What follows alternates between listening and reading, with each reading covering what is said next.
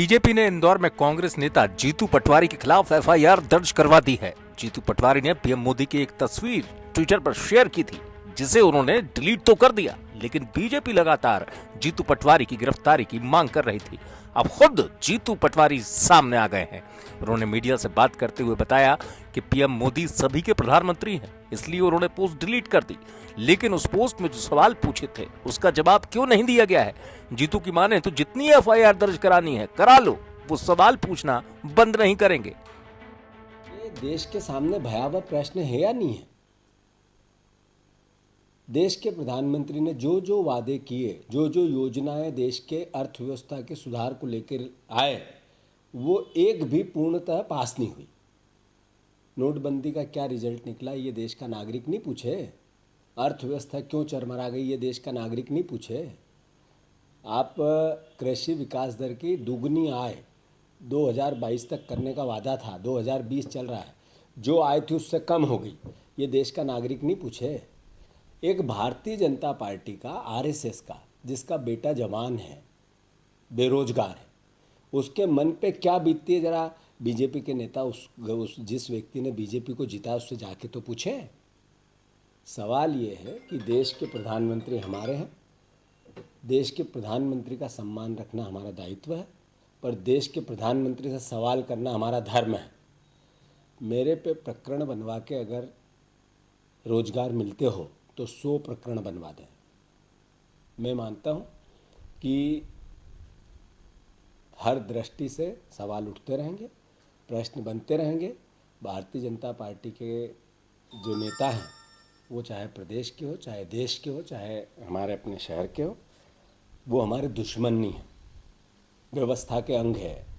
और व्यवस्था के अंग होने के नाते वो उनका काम करते हैं, उनको इसी में अच्छा दिखता होगा। मुझे जो मैं मेरा काम कर रहा हूँ उसमें अच्छा दिखता है। जो मैं काम करता रहूँगा, सवाल उठाता रहूँगा, ज़मीन पे लड़ता रहूँगा, आगे भी विपक्ष की जो भूमिका है निभाता रहूँगा।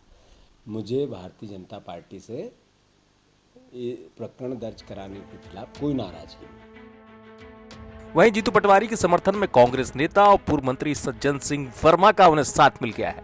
सज्जन सिंह वर्मा ने बीजेपी और केंद्र सरकार पर जमकर आरोप लगाए। सुनिए उन्होंने क्या कुछ कहा।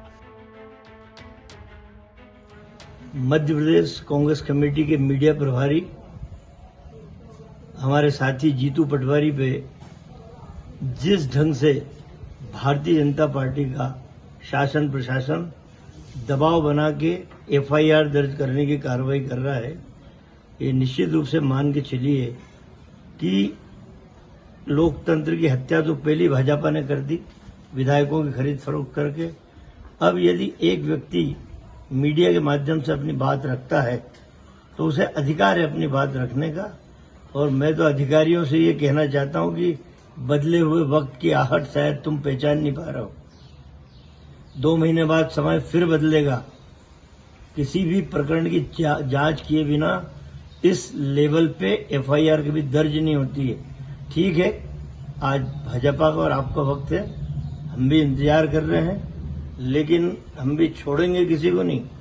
आज शिवराज चौहान झूठ बोल रहा है कोरोना के बारे में, कोरोना डरो ना, उस पर एफआईआर दर्ज नहीं हो रही है। बीजेपी के लोग महिमा मंडित करते हैं नरेंद्र मोदी को सिर पे मुकुट लगा के कि भगवान अवतार, तब एफआईआर दर्ज नहीं होती। एक व्यक्ति जब अपनी बात रखना चाहता है, उस पर यदि एफआईआर लॉन्च होगी तो निश्चित रूप से इस प्रदेश की जनता 27 उपचुनाव में जवाब देगी। मामले में बीजेपी लगातार जीतू पटवारी पर हमलावर है। बीजेपी की माने तो पीएम मोदी का अपमान देश और बीजेपी दोनों ही बर्दाश्त नहीं करेंगे। मध्य प्रदेश कांग्रेस के कार्यकारी अध्यक्ष, पूर्व मंत्री और विधायक श्रीमान जीतू पटवारी जी लगातार सोशल मीडिया के माध्यम से प्रधानमंत्री जी के बारे में अनर्गल टिप्पणी करने का मामला हो, चाहे उनके चित्रों के साथ में छेड़छाड़ करके प्रस्तुत करने का मामला हो, भ्रम खड़ा करने का मामला हो, महिला मीडिया, तमाम प्रकार के सम्मानित प्रतिष्ठित संस्थाओं या व्यक्तियों के खिलाफ लगातार चाहे वो चित्र हो या वीडियो छेड़छाड़ करके प्रस्तुत करने का मामला हो, करते आ रहे हैं। ये आदतन साइबर अपराधी हो चुके हैं। गलती माफ की जा सकती है, क्षमा की जा सकती है, लेकिन इस प्रकार की प्रवृत्ति को नहीं। और पुलिस को से भी अनुरोध है कि आपका साइबर सेल करता क्या है, देश के प्रधानमंत्री के बारे में कोई भी अनर्गल प्रलाप करेगा और पुलिस का साइबर सेल देखता रहेगा जब तक कोई शिकायत ना करे। बहरहाल जीतू पटवारी पर मामला दर्ज हो चुका है, लेकिन जीतू पटवारी माफी नहीं मांग रहे। हालांकि कह चुके हैं कि देश के पीएम हैं, इसलिए पोस्ट डिलीट किया है, लेकिन सवाल पूछना कहीं से भी गलत नहीं है। और सवाल पूछने पर अगर बीजेपी 100 मामले भी दर्ज करा ले तो वो डरने वाले नहीं है। भोपाल से रवीश पाल सिंह के साथ धर्मेंद्र कुमार शर्मा की रिपोर्ट, एमपी तक।